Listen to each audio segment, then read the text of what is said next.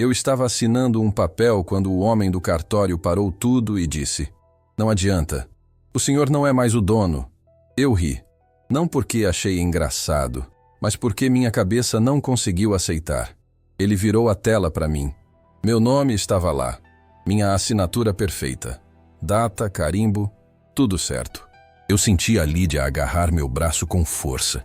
E foi aí que ouvi atrás de mim uma voz que eu conhecia desde criança. "Pai." Acabou. Eu virei devagar. Meu filho estava encostado na parede. Calmo demais, como quem assiste alguém perder tudo. Eu perguntei o que ele tinha feito. Ele chegou perto e falou baixo, quase com pena: "Vocês não deviam ter ido naquele terreno." Meu estômago afundou. O atendente pigarreou e leu uma observação no sistema. Transferência feita por risco de localização. Risco de localização. Quando eu olhei de novo para o meu filho, ele não estava mais tranquilo. Ele estava com medo. E naquele segundo eu entendi. Não estavam só roubando minha casa. Estavam tentando apagar a gente. Se inscreve no canal e compartilha agora, porque o que eu encontrei enterrado naquele terreno explica por que minha própria família tentou me tirar do caminho. E o final dessa história, ninguém espera. Eu e a Lídia morávamos numa casa antiga. Nada de luxo, mas era uma casa viva. Sabe quando um lugar parece respirar junto com você? Tinha barulho de vida ali. Marca de mão na parede. Foto torta no corredor. Cheiro de café que parecia acordar antes da gente. Agora me responde uma coisa. Como é que alguém simplesmente apaga um lugar assim? Naquela manhã eu estava ajoelhado debaixo da pia, tentando consertar um vazamento antigo. Um problema pequeno, daqueles que a gente resolve e segue o dia. Foi quando bateram na porta. Mas não foi batida normal. Não foi toque-toque. Foi batida de quem não pede, de quem já decidiu. Eu enxuguei a mão na calça e abri. 3 pessoas. Um homem com uma pasta grossa demais. Uma mulher com aquela expressão vazia de quem só cumpre ordem. E um segurança, que não me olhava nos olhos. Você já reparou como quem vem para tirar algo de você evita olhar nos seus olhos? O homem da pasta não perdeu tempo. Nenhuma palavra a mais. Nenhuma explicação. "Senhor Davi Nogueira, existe uma ordem de desocupação. O imóvel foi vendido." Naquele segundo, eu ri. Ri de nervoso. Ri porque meu cérebro tentou me salvar inventando uma mentira rápida. Isso tá errado, isso não pode estar acontecendo. Eu falei, quase automático. Impossível. Eu moro aqui há décadas. Sempre paguei tudo. Ele abriu a pasta. E quando ele fez isso, alguma coisa dentro de mim já sabia que tinha acabado. Papel timbrado, carimbo, reconhecimento, tudo muito organizado, tudo muito limpo. E então eu vi. As assinaturas. Pareciam com as minhas. Pareciam com as da Lídia. Detalhe por detalhe. Traço por traço. Agora deixa eu te perguntar. Como você reage quando a prova diz que você fez algo que você sabe, com cada célula do corpo que nunca fez? Foi ali que eu senti o chão dar uma inclinada estranha. Não foi queda brusca. Foi aquela sensação de que a realidade saiu do eixo. A Lídia apareceu atrás de mim, ainda com o avental molhado. Quando ela viu os papéis, o rosto dela perdeu a cor. E o homem disse a frase que ecoa na minha cabeça até hoje. 2 horas. Esse é o prazo. 2 horas. Você consegue imaginar o que cabe em 2 horas quando se trata de uma vida inteira? Foto, móvel, história, memória. Tudo vira coisa. Eu peguei o telefone com a mão tremendo e liguei para o meu filho, Henrique, o mais velho. O que sempre estava ocupado demais para aparecer. Ele atendeu calmo demais. "Pai, eu sei." Eu congelei. Meu corpo inteiro ficou duro. "Como assim você sabe?" E ele respondeu, como quem comenta o tempo. "Vocês assinaram, só não lembram. A idade faz isso." Você já sentiu a humilhação entrar quente pelo peito? Eu senti. Uma mistura de raiva, vergonha e incredulidade subiu tudo de uma vez. "Henrique, eu nunca assinei isso." E ele suspirou. Um suspiro cansado. Como se eu fosse o problema. "Pai, para. Vai ser melhor assim. Vocês vão para um lugar com cuidado." Um lugar. Percebe isso? Não era casa. Não era lar. Não era vamos resolver. Era um lugar. Eu desliguei com a mão suando e liguei para minha filha, Marina, a caçula, a que eu sempre defendi. Sempre. Ela atendeu rápido demais. e a frase dela entrou em mim como lâmina. Pai, não briga. Já tá resolvido. É pro bem de vocês. Pro bem de quem? Já te disseram isso alguma vez? Que algo horrível estava acontecendo. Pro seu bem. Eu fiquei olhando para Lídia. Ela estava com a mão na boca, tentando segurar o choro como se segurar o choro pudesse segurar o mundo de desabar. E naquele instante, tudo fez sentido. Não era confusão. Não era engano. Não era erro de cartório. Era um plano. E o pior não foi perder a casa. O pior foi entender que, naquele momento, eu estava falando com meus filhos e não reconhecia mais ninguém ali. A gente saiu com 2 malas. Só 2. Remédio, alguma roupa, documento, uma foto velha do nosso casamento e um livro que a Lídia insistiu em colocar porque, segundo ela, tem coisa que segura a gente por dentro quando todo o resto some. Agora me diz, o que você levaria se tivesse 2 horas para empacotar uma vida inteira? Eu não olhei para trás quando a porta fechou. Não foi orgulho, foi medo, porque eu sabia que se eu olhasse, eu quebrava ali mesmo. E eu precisava continuar andando, nem que fosse no automático. A gente entrou num táxi com o dinheiro contado, quase pedindo desculpa pro motorista por existir. Eu falei um endereço que eu mesmo não tinha certeza se ainda fazia sentido. Um terreno que eu herdei do meu avô, seu Avelino. Um pedaço de terra que sempre foi chamado de da família, mas que ninguém nunca quis. Você já reparou como certas heranças só aparecem quando tudo dá errado? Quando o táxi parou, eu senti um aperto no peito que não dá para explicar. Parecia que o mundo tinha desistido de terminar aquele lugar. Era mato alto, vento batendo seco, uma cerca velha torta, quase caída. Nada de casa, nada de luz, nada de abrigo, só terra e um silêncio pesado demais. Silêncio de filme ruim, silêncio que não consola. O motorista olhou para mim pelo retrovisor e perguntou com cuidado: "Tem certeza que é aqui?" Eu olhei em volta. Eu não tinha certeza. Mas eu respondi: "Tenho." Sabe por quê? Porque admitir que eu não tinha para onde ir naquele momento era admitir que eu tinha perdido tudo de uma vez só. Quando o táxi foi embora, levantando poeira, eu senti como se ele tivesse levado junto a última ligação com o mundo normal. Eu e a Lídia ficamos parados. 2 malas no chão. 2 corpos em pé, sem direção. A Lídia sentou numa pedra e começou a chorar. Sem barulho, sem escândalo. Choro contido. Aquele que dói mais porque parece que não vai acabar nunca. Eu sentei do lado dela e abracei. E foi ali, naquele abraço torto, naquele chão frio, que um pensamento entrou na minha cabeça com uma clareza cruel demais. Pronto, agora a gente virou um problema. Você entende isso? Não vítima, não prioridade. Problema. A primeira noite foi no chão. A gente se deitou perto da cerca, usando as roupas como travesseiro, tentando enganar o frio e o medo. Eu fiquei acordado, ouvindo o grilo, ouvindo o vento, ouvindo meu próprio coração bater alto demais. Parecia que ele queria me avisar de alguma coisa, como se dissesse: "Fica atento, isso ainda não acabou." E me responde com sinceridade agora: "Você conseguiria dormir sabendo que o mundo inteiro seguiu em frente?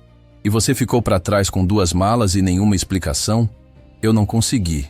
E hoje eu sei. Aquele silêncio não era vazio. Era aviso. E eu só fui entender isso quando encontrei o que estava escondido debaixo da terra. No dia seguinte, eu acordei com a boca seca e a cabeça pesada, como se o corpo tivesse envelhecido 10 anos numa noite só. Fui procurar água. Não era luxo, era sobrevivência. Eu andava pelo terreno sem rumo, chutando folha seca, afastando galho, olhando para o chão como quem procura alguma coisa, mesmo sem saber o quê. Até que meu pé bateu em algo duro. Na hora, meu corpo inteiro arrepiou. Eu olhei para baixo. Era metal. Uma argola enferrujada saindo da terra, torta, suja, quase escondida. Como se o próprio chão tivesse tentado engolir aquilo. Você já sentiu aquele frio estranho que sobe pela coluna quando algo não devia estar ali? Eu ajoelhei sem pensar. Comecei a cavar com a mão mesmo, no desespero. Unha quebrando, terra entrando nos dedos. A terra estava dura demais, compactada. Terra de quem não quer ser mexida. E quanto mais eu cavava, mais eu via. Não era pedra, não era lixo. Era uma tampa. Uma tampa grossa. Uma porta. Uma porta enterrada. Meu coração começou a bater forte. Errado. Como se soubesse antes de mim que aquilo não era normal. Eu chamei a Lídia. Ela veio devagar, com o cabelo bagunçado, o rosto inchado de chorar, arrastando os pés como quem já não espera nada de bom. Quando ela viu, parou. Ficou em silêncio por alguns segundos e só sussurrou: Davi, isso não faz sentido. E não fazia mesmo. Quem enterra uma porta? Quem esconde uma entrada no meio de um terreno vazio? Mas naquele momento, deixa eu te perguntar uma coisa. Quando você já perdeu tudo, o medo ainda manda em você? Porque pra gente, não mandava mais. Eu segurei a argola com força. Quando puxei, o som que saiu não foi só um rangido. Foi quase um gemido. Como se aquela madeira velha reclamasse por ser acordada depois de anos. E o ar que veio de dentro, frio. Um frio pesado, parado, de lugar que ficou fechado tempo demais. Um frio que não é só temperatura, é aviso. A abertura revelou degraus descendo para o escuro. Nada de fundo visível. Só escuridão. Eu olhei para Lídia e falei sem pensar muito. Se eu sumir, você corre. Ela não soltou meu braço. Apertou com força. Se você descer, eu desço. E naquele instante eu entendi uma coisa. A gente podia ter perdido a casa, os filhos, a vida antiga, mas ainda tinha um ao outro. Respirei fundo. E a gente desceu. Agora eu quero que você comente aqui embaixo de verdade. Se fosse você, sozinho num terreno abandonado, depois de perder tudo, você abriria essa porta ou sairia correndo? Comenta curiosidade ou sobrevivência. Porque essa escolha muda tudo daqui para frente. Lá embaixo, não era buraco, não era porão, não era abrigo improvisado. Era uma casa inteira, pequena, escondida, mas completa demais para ser acaso. Parede de tijolo grosso, mesa no centro, armário encostado, uma cama feita. E agora me diz, quem constrói uma casa debaixo da terra? E por quê? Eu dei 2 passos para dentro e senti algo errado imediatamente. Não tinha cheiro de mofo, não tinha cheiro de abandono. E aí veio o detalhe que me fez gelar por dentro. Não tinha poeira. Nenhuma. Eu passei o dedo devagar pela mesa de madeira. Saiu limpo, como se alguém tivesse limpado aquilo. Como se alguém tivesse cuidado daquele lugar. Como se alguém tivesse saído dali. Não faz muito tempo. Você já sentiu aquele medo silencioso que não grita, só aperta? A Lídia começou a andar devagar, quase flutuando, como se qualquer passo mais forte pudesse acordar alguma coisa. Ela sussurrou meu nome, mas a voz saiu baixa demais, tremida demais. Na parede tinham fotos antigas, muito antigas, rostos sérios, roupas de outra época, olhares duros, desconfiados. E numa dessas fotos, eu congelei. Eu conhecia aquele homem, conhecia desde criança. Era um rosto que eu via em cima de um móvel na casa da minha mãe. Meu avô, seu Avelino. Só que não era o avô que eu lembrava. Era jovem, de terno, postura firme. Mas o olhar não era de orgulho, não era de paz, era de medo. Agora me responde com sinceridade. Quando foi a última vez que você viu medo nos olhos de alguém da sua família e fingiu que não viu? Antes que eu conseguisse dizer qualquer coisa, a Lídia fez um gesto com a mão. Ela tinha encontrado algo. Uma gaveta aberta.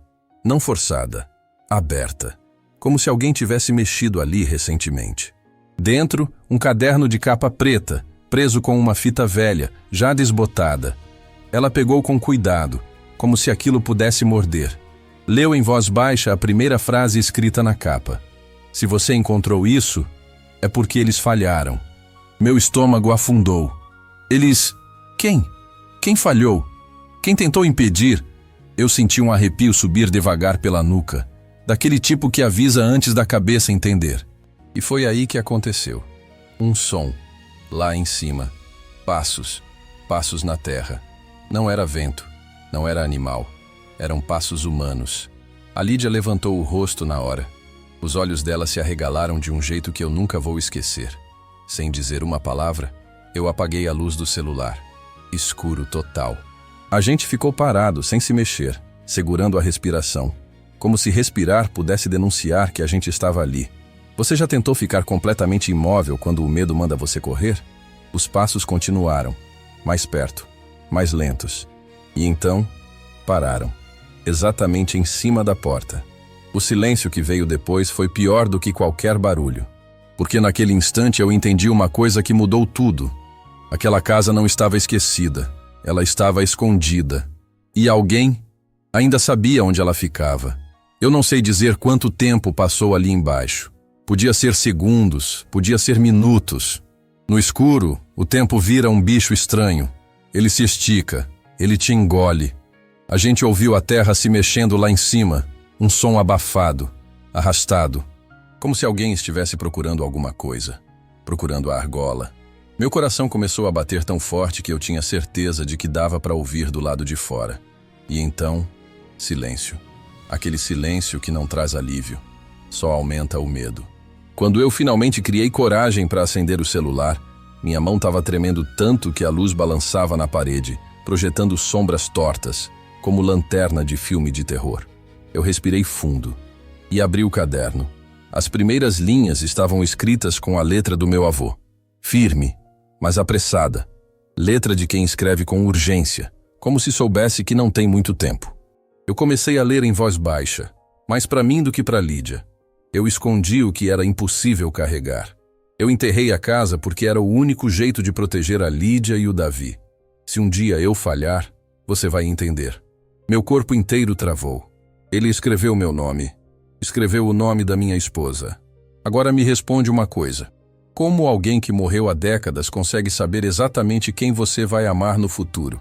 Meu avô morreu quando eu tinha 9 anos. A Lídia nem existia na minha vida naquela época. Mesmo assim, ele sabia. Eu virei a página com o coração batendo no ouvido, aquele tipo de batida que embaralha o pensamento. E foi aí que veio a parte que ninguém na família nunca contou. A confissão. Eu não deixei esse terreno por carinho. Eu deixei por culpa. Eu devo a vocês a verdade. E a verdade é que, se um dia alguém te tirar tudo, eles vão estar atrás do que está aqui. Eu senti um peso no peito. Olhei para Lídia. Ela estava pálida, com os olhos cheios d'água, e sussurrou quase sem voz. Davi, seus filhos, eles sabiam? Eu não respondi, porque eu não queria pensar nisso. Não queria aceitar. Mas cada linha daquele caderno parecia empurrar minha mente para a mesma direção, sem pedir permissão. Você já sentiu a verdade chegando antes de você estar pronto para ouvir? Eu continuei folheando, até chegar no fim. E ali tinha um mapa. Um mapa desenhado à mão, simples, direto. O mapa do terreno. E bem no meio, um X, exatamente onde a porta estava. Meu estômago afundou. Mas não foi isso que mais me assustou. No canto do mapa, tinha uma frase escrita com outra letra. Uma letra diferente, mais recente, mais firme. Eu li em silêncio e senti um gelo percorrer minha espinha. Local confirmado. A herança tá aqui. Não era a letra do meu avô. Não era antiga. Era recente. Agora para tudo e pensa comigo. Se alguém escreveu isso, é porque alguém esteve ali depois. Alguém procurou. Alguém sabia. E o pior detalhe de todos, alguém encontrou. E saiu. Eu vou falar isso olhando direto para você agora. Sem rodeio. Foi naquele instante, ali embaixo da terra, segurando aquele caderno nas mãos, que eu entendi uma coisa que me deu mais medo do que tudo o que tinha acontecido até então. Essa história não era só minha. Ela era maior, mais antiga. E muito mais comum do que a gente gosta de admitir. Porque quando você percebe que existem pessoas capazes de abandonar os próprios pais por dinheiro, me diz, o que mais essas pessoas seriam capazes de fazer? Foi aí que caiu a ficha para mim. Se eu ficasse em silêncio, se eu fingisse que isso era só um drama familiar, isso ia acontecer de novo. Com outra pessoa, com outra família. Talvez com alguém que você conhece, talvez com você. E agora eu te pergunto, olhando no teu olho, quantas histórias como essa você acha que nunca são contadas? Quantas terminam sem porta escondida, sem prova, sem segunda chance? Por isso eu preciso que você esteja aqui comigo. Então faz isso agora. Se inscreve no canal, mas não se inscreve por hábito. Se inscreve com intenção. Porque o que vem a seguir não é entretenimento fácil. É uma sequência de viradas que eu nunca vi em filme nenhum. E que eu vivi na pele. E eu te garanto, Quando eu revelar o que tinha naquele compartimento secreto da casa subterrânea, você vai entender por que eu ainda acordo no meio da noite pensando naquela porta. Mais do que isso, se você já foi traído por alguém da família, se já ouviu um "é pro seu bem que só trouxe dor", se já sentiu que estavam decidindo a sua vida sem te consultar, esse canal é para você. Aqui a gente não passa pano para maldade disfarçada de cuidado. Aqui a gente chama as coisas pelo nome. Aqui a verdade dói, mas também liberta. Então fica comigo, porque a partir daqui, as coisas ficam muito mais sombrias. A casa subterrânea tinha um corredor estreito, estreito demais, como se tivesse sido feito para uma pessoa passar de cada vez, sem correr. No fim do corredor tinha uma parede estranha. Não era rachada, não era quebrada, era errada. Um quadro torto pendurado ali, de uma paisagem sem graça, sem valor nenhum. O tipo de coisa que você não pendura num lugar importante. E agora me diz, por que alguém esconderia algo atrás da coisa mais sem importância da casa? Eu fui até lá e puxei o quadro. Atrás dele, uma portinha de metal. Pequena, grossa, trancada. Na hora meu estômago afundou. Aquilo não era decoração, era proteção. A gente começou a procurar a chave. Gaveta, armário, caixa, canto, nada. Até que a Lídia parou de repente. Ela tinha encontrado um detalhe que eu nunca teria visto. Um saquinho costurado por dentro de uma almofada. Não jogado, não escondido por acaso. Costurado às pressas. Como se alguém soubesse que não teria tempo depois. Ela abriu. Dentro, uma chave. Eu segurei aquela chave por alguns segundos antes de usar. E deixa eu te perguntar uma coisa. Você já sentiu medo não do que vai encontrar, mas do que vai confirmar? Eu encaixei a chave, girei. A porta abriu com um estalo seco. E o que tinha lá dentro? Não era ouro, não era dinheiro, não era joia. Era pior. Documentos. Muitos documentos. Fotos antigas, recortes e um pendrive. Tudo organizado demais para ser improviso. E no topo, uma carta, com meu nome completo. Eu abri, comecei a ler em voz alta. E minha voz falhou no meio. Davi, se você tá lendo isso, eles já tentaram te apagar. Não confia em ninguém, nem no seu sangue, principalmente no seu sangue. Meu peito travou. Eu não consegui puxar o ar direito. A Lídia sentou na hora, como se o corpo dela tivesse entendido antes da cabeça. Eu continuei lendo, mesmo com a garganta fechada. A carta dizia que meu avô tinha sido testemunha de algo grande, algo sujo, algo que envolvia gente importante. Gente com poder suficiente para comprar silêncio, ou para criar acidentes, ou para transformar famílias inteiras em dano colateral. E foi por isso que ele enterrou tudo ali, porque aquele era o único lugar onde ninguém ia procurar, a não ser quem soubesse exatamente onde estava. Eu peguei o pendrive, usei um adaptador velho no celular. O vídeo carregou. Imagem antiga, granulada. Meu avô apareceu na tela, sentado, olhando direto para a câmera, como se estivesse olhando para mim agora. E quando ele falou, eu senti um soco por dentro. Se alguém na sua vida te colocar para fora de casa, é porque alguém pagou para isso acontecer. Eu parei o vídeo. Fiquei olhando para a tela apagada. Olhei para Lídia. E naquele instante tudo se encaixou. Agora pensa comigo. Quantas traições você acha que não começam com dinheiro e terminam com abandono? Aquilo não era só ganância dos meus filhos.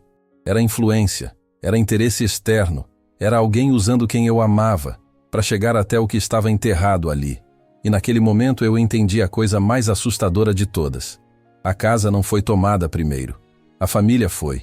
Naquela mesma noite, meu celular já estava pedindo socorro. Bateria no fim, tela escura piscando aviso. Mas ainda tinha sinal. E foi aí que ele tocou. Não vibrou. Não avisou antes. Tocou seco. Alto demais para o silêncio que a gente estava vivendo. Número desconhecido.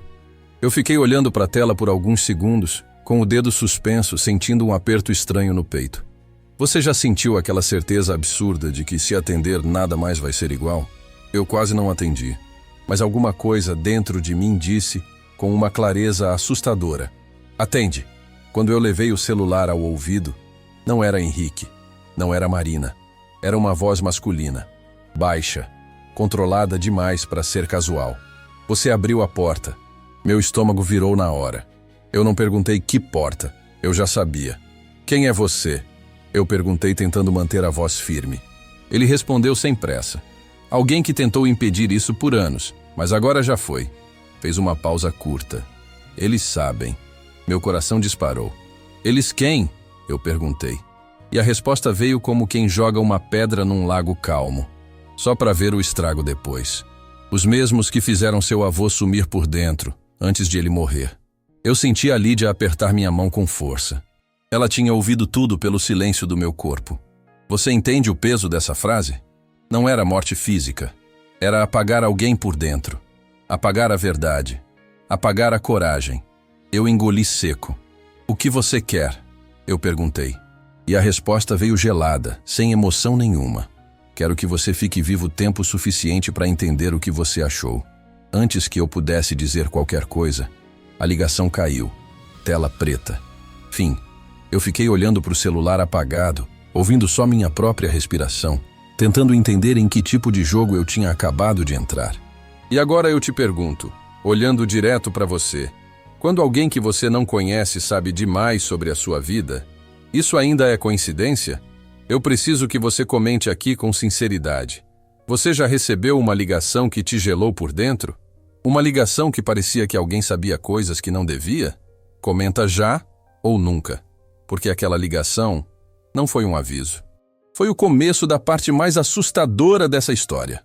2 dias depois, quando a gente já tinha organizado a casa subterrânea do jeito que dava para sobreviver, não para viver, aconteceu exatamente o que eu mais temia. A gente ouviu um carro parando, depois outro. Vozes, risos. Risos fora de lugar demais para quem vinha preocupado. E então eu ouvi a voz do Henrique ecoando pelo terreno. Pai, mãe, cadê vocês? Eu quase ri. Quase. Porque a entonação dele não era de medo, não era de alívio. Era ensaiada, doce demais, controlada demais. A Lídia se aproximou de mim e sussurrou sem nem me olhar. Eles vieram porque sabem. Você já sentiu isso? Aquele momento em que você percebe que alguém não veio te procurar, veio confirmar algo? Eu abri a porta com cuidado. Só uma fresta. O suficiente para ver sem ser visto. E lá estavam eles, Henrique e Marina, bem vestidos. Perfume caro demais pro meio do mato. Celular na mão, como se estivessem prontos para registrar alguma coisa. Mas o detalhe não era isso. O detalhe era o olhar. Eles não olhavam ao redor. Não chamavam de novo. Eles olhavam para o chão, procurando, como quem busca uma marca, uma diferença na terra, uma entrada. Agora me responde com sinceridade. Quem procura os próprios pais? Ou quem caça algo escondido? Eu saí da porta. Quando me viram, os dois mudaram o rosto na hora. Henrique abriu os braços, forçando surpresa. Pai, a gente estava preocupado. Eu encarei os dois em silêncio por um segundo inteiro e falei: preocupado é quem procura antes de vender a casa, Henrique. O sorriso dele travou. Foi rápido. 1 microsegundo. Mas eu vi. E se eu vi, era porque ele não esperava ser confrontado. Ele tentou se aproximar para um abraço. Eu dei um passo para trás. A Marina fez cara de choro. Aquela cara treinada. Voz falhando no ponto certo. Pai, foi pro bem de vocês. Eu cortei na hora. Vocês me deixaram com 2 malas no chão. Não fala bem perto de mim. O silêncio ficou pesado. E foi aí que o Henrique perdeu a máscara. Só por um instante. Ele se aproximou mais do que devia e falou baixo, achando que só eu ia ouvir. Então me diz onde tá. Meu sangue ferveu. Mas eu segurei. Você sabe por quê? Porque quando alguém mostra a verdadeira intenção, você não reage. Você observa. Eu perguntei, calmo demais. Onde tá o quê? Ele respirou fundo. Endireitou a postura. Voltou pro personagem. Nada. Nada. Só quero saber se vocês estão bem. Mas os olhos dele já tinham voltado pro chão. De novo. E naquele instante eu tive certeza absoluta. Eles não tinham vindo por culpa. Não tinham vindo por amor. Vieram porque acreditavam que ainda dava tempo de pegar o que estavam procurando. Vieram não como filhos. Vieram como caçadores. E eu percebi que, a partir dali, cada palavra precisava ser medida. Porque, quando alguém te caça sorrindo, qualquer descuido vira armadilha. Naquela noite, quando eles foram embora, eu tomei uma decisão que eu nunca achei que tomaria na vida. Eu procurei, nos documentos do compartimento secreto, qualquer coisa com o nome dos meus filhos. E eu achei. Um contrato, não assinado por mim. Um contrato de tutela, e junto, uma folha impressa com o nome de um local. Residencial Santa Dália, cuidados prolongados. Mas eu conhecia aquele nome, porque eu já tinha ouvido histórias daquele lugar na cidade. Gente que entrava e sumia da família, não porque morria, mas porque virava invisível, porque ninguém visitava, porque era longe, porque era conveniente. A Lídia começou a chorar, mas não era choro de tristeza. Era choro de humilhação. Ela disse: eles iam trancar a gente. E eu respondi: eles iam trancar a gente, até a gente parar de incomodar. E eu vi, no rodapé do documento, uma coisa que me fez sentir náusea. Patrocinador, Instituto Privado AR. Siglas. Eu não sabia o que era. Mas meu avô tinha escrito no caderno: tem gente grande envolvida. Agora eu quero que você faça uma coisa. Comenta aqui embaixo se você acha que existe abandono de luxo. Aquele abandono que vem embrulhado em desculpa bonita. Cuidado, melhor para você. Mas no fundo é só descarte. Comenta: existe ou não existe? Eu quero ver. Eu vou te contar uma verdade que eu demorei para engolir. Na terceira noite, a Lídia me chamou num canto e disse: Davi, eu preciso te falar uma coisa. E você vai ficar com raiva. Eu falei: fala. Ela respirou fundo. O seu Avelino, seu avô, me procurou antes de morrer. Eu parei. Como assim? Ela disse que, anos atrás, quando eu ainda era um homem correndo atrás de trabalho, meu avô chamou ela, entregou uma caixa pequena e falou: se um dia a casa de vocês cair, não procura ajuda em quem você acha que é família. Procura no chão. A Lídia chorava falando. E eu senti uma mistura de amor e choque, porque ela guardou isso por décadas e nunca falou. Ela continuou: eu achei que era só um velho com medo. Eu não imaginei que era real. Eu não queria te assustar. Eu fiquei em silêncio por um tempo que pareceu uma vida. E aí eu perguntei: você guardou a caixa? Ela assentiu. E tirou de dentro da mala, dentro da costura, escondido, um objeto pequeno, embrulhado em pano. Quando ela abriu, era um anel. Um anel com as iniciais AR, as mesmas siglas do documento. E eu senti que a gente tinha entrado num jogo que não era só de família, era de gente grande. 2 dias depois, eu estava do lado de fora, fingindo que o terreno era só terreno, quando um carro preto parou longe. Um homem desceu. Não era velho, não era jovem. Era aquele tipo de pessoa que parece treinada. Ele não veio agressivo, ele veio calmo. E falou meu nome como se me conhecesse. Davi, eu falei. Quem é você? Ele respondeu. Eu trabalhei com seu avô. Eu devia ter aparecido antes, mas eu estava com medo. Eu não confiei. Óbvio que eu não confiei, mas eu ouvi. Ele disse que meu avô tinha guardado provas contra um grupo que lavava dinheiro e comprava silêncio há décadas. E que quando meu avô se aproximou demais da verdade, ele foi pressionado. Pressionado não com arma, não com ameaça explícita, pressionado com o que dói mais: família. O homem olhou nos meus olhos e disse: seus filhos não começaram isso, eles foram escolhidos. Eu senti a pele gelar. Como assim? Ele explicou. Alguém aproximou Henrique e Marina com promessas, com oportunidade, com atalho. E eles aceitaram. E antes de ir embora, ele soltou a frase mais cruel: eles tiveram escolha, eles escolheram. E foi aí que eu entendi a camada mais pesada da história. Às vezes a gente quer acreditar que nossos filhos foram influenciados, que foram enganados, mas a verdade é que engano não transforma caráter. Engano só revela. No 7º dia, chegou um envelope, pelo correio, num lugar que nem casa oficial tinha. Eu juro. O carteiro olhou para mim estranho, como se ele mesmo não entendesse por que estava ali. O envelope não tinha remetente. Só tinha escrito: pare, você está indo longe demais. Eu abri com cuidado. Dentro tinha uma foto minha e da Lídia, dormindo no chão na primeira noite no terreno. Eu senti meu coração parar. Alguém fotografou a gente. Alguém estava perto. Alguém queria que eu soubesse. E junto da foto, um bilhete. Você pode sair vivo se entregar o que encontrou. A Lídia começou a tremer.